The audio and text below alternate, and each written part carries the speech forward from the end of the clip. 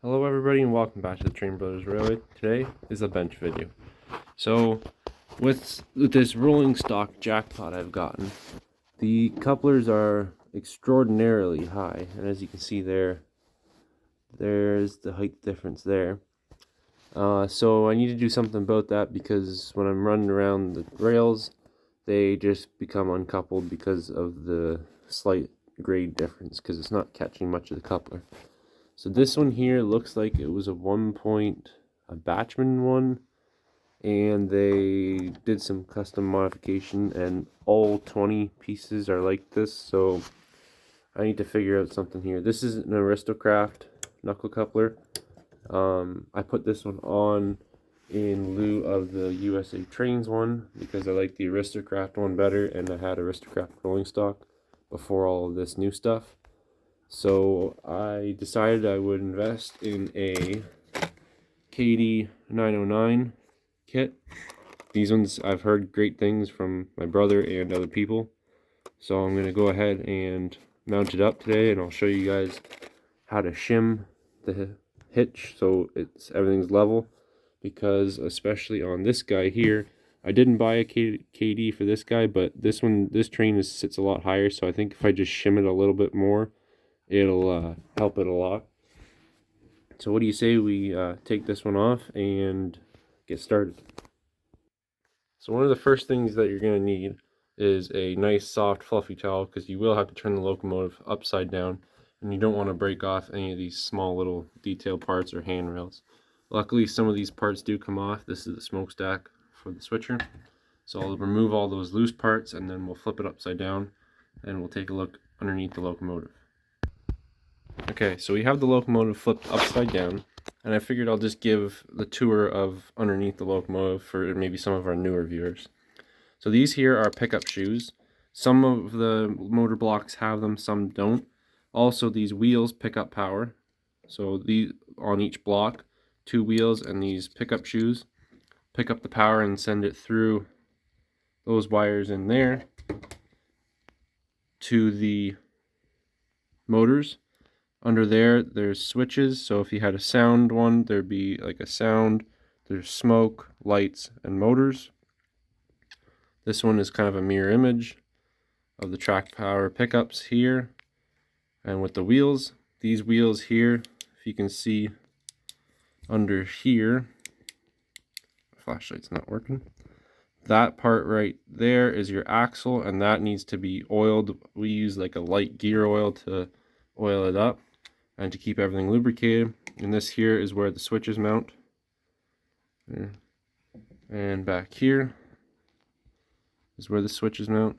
So this one's kind of nice because not only does the coupler move as well, the whole hitch assembly moves right there. And I have my small Phillips. So that's the screw right there you want to remove to get the coupler off. And once we get the coupler off, then we'll move on to unboxing the 909. So this one here has already been cut, but there usually is a round tab right there that you'll probably need to cut off to get these KDs on. This one's already been cut off by the previous owner of this train, so it was kind of easy to put this Aristocraft one on. But what do you say we unbox the KD, get familiar with it, and then mount it up to our train? Okay, so here's the KD 909. And inside, there's a whole bunch of goodies. So it comes as a pair right out of the box. You don't have to buy like each individual couplers. So there's 2 couplers that come in one kit. And you basically have to build them to fit onto the train just like this. And you put them together, put the springs in. I won't bore you guys with the details, but let me put this together and then we can go ahead and put it on the train. Okay, so with a little bit of struggle, I was able to get those springs in there, and I got the cover back on with the screw. You have to make sure that you use the screw with the tapered head on it, because if you use the one with the pan head, then it won't sit down nice and square. This is the pan head screw here, which you do not want to use. You want to use the one with the taper so it sits nice and flush right in there, and then nothing gets obstructed. So now putting it on the train is pretty easy. I'm going to use the original screw that came out of this train with the coupler, because this hole size is already set to this screw, because if I was to use one of the other ones, I would have to make that hole bigger. So it's just as easy as putting it on and screwing it down. And then once you have both front and back finished, then we can put it on the rails and we can see how it's going to mount up.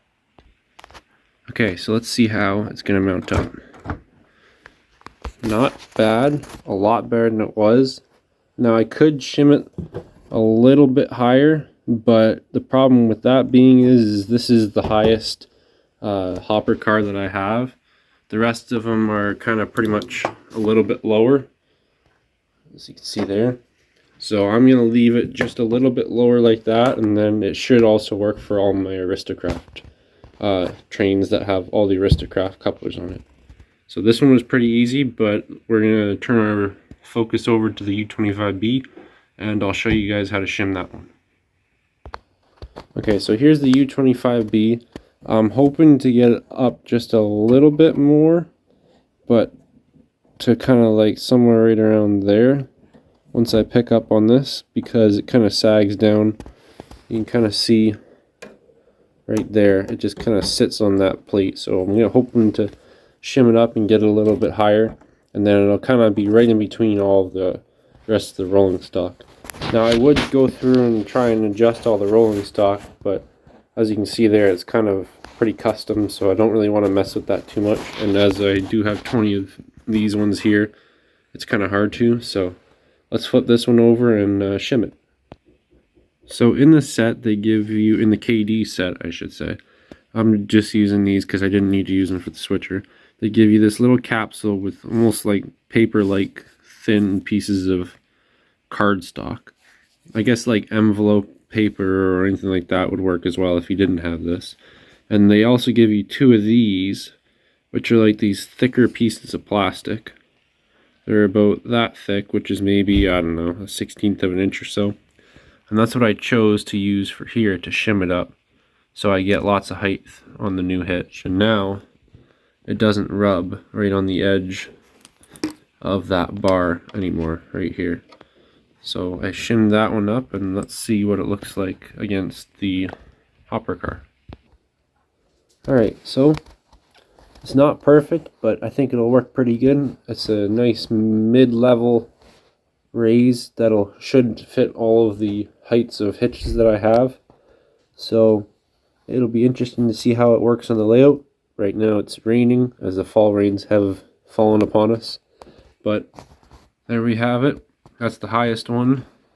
That was the second highest one that I tried it against, and it worked pretty good.